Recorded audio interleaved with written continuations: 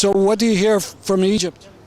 From Egypt, unfortunately, a lot of what I hear is the opposite of what's going on. The people there are completely brainwashed. Their propaganda, the military propaganda is very powerful, and people are falling for it. They completely cut off any channel opposing them what the military wants them to think or say. Al Jazeera, any private channels that are trying to cover the truth or reporting directly from live from the events, they completely cut it off. People don't have access to watch. When you say cut it off, they close them down? Close them down. I mean, my dad's in Egypt right now, and we talked to him the night of the massacre. We talked to him to make sure he was okay, and he didn't even know what happened. I mean, 500 people, more than 500. Some people report almost 3,000, but obviously their Egyptian ministry isn't admitting the amount of deaths, and we called him and he had no idea what was going on. No idea.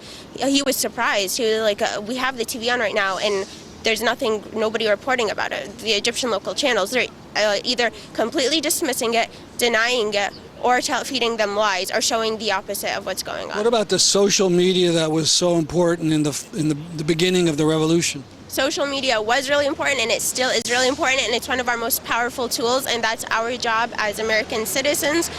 We have access to all of this, Facebook, Twitter, so many social media websites, and that's what we're working on, me and my friends, all Egyptians here, all people who know the truth in Egypt. That's our only tool. We don't have TV channels.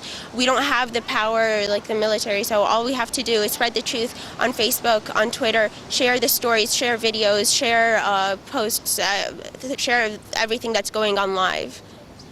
Now, in the election, the Muslim Brotherhood Party got the most votes. Why do you think people are turning against them, those who are?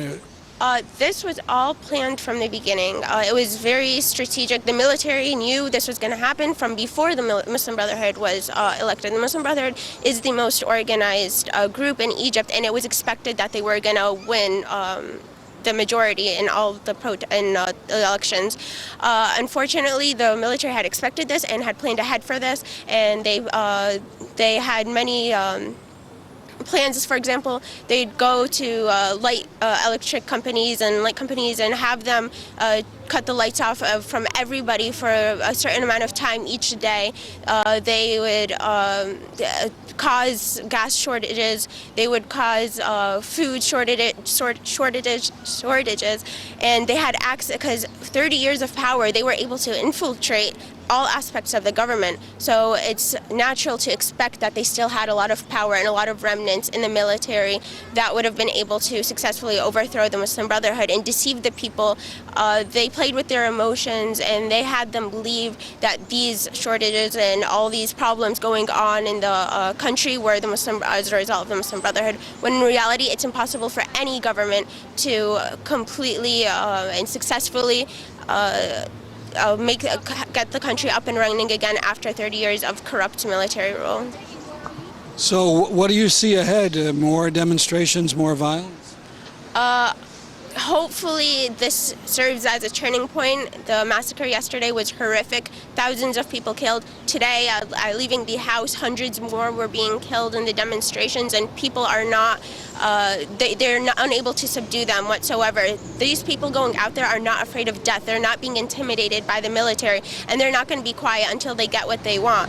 So unless they take action soon, these demonstrations aren't going to quiet down, because these people are risking their lives. They don't mind dying.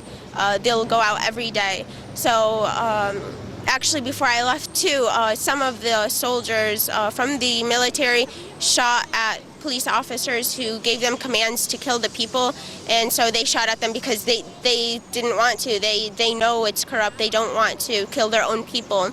So hopefully this is the turning point, and at this people will wake up and people will start realizing the corruption, and the victory will be soon, I hope.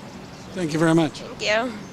It's a coup, it's a coup. It's a coup, it's a coup. It's a coup, it's a coup. It's a coup, it's a coup. Down, down, Sisi. Down, down, Sisi. Down, down, Sisi. Down, down, Sisi. Down, down, military coup. Down, down, military coup.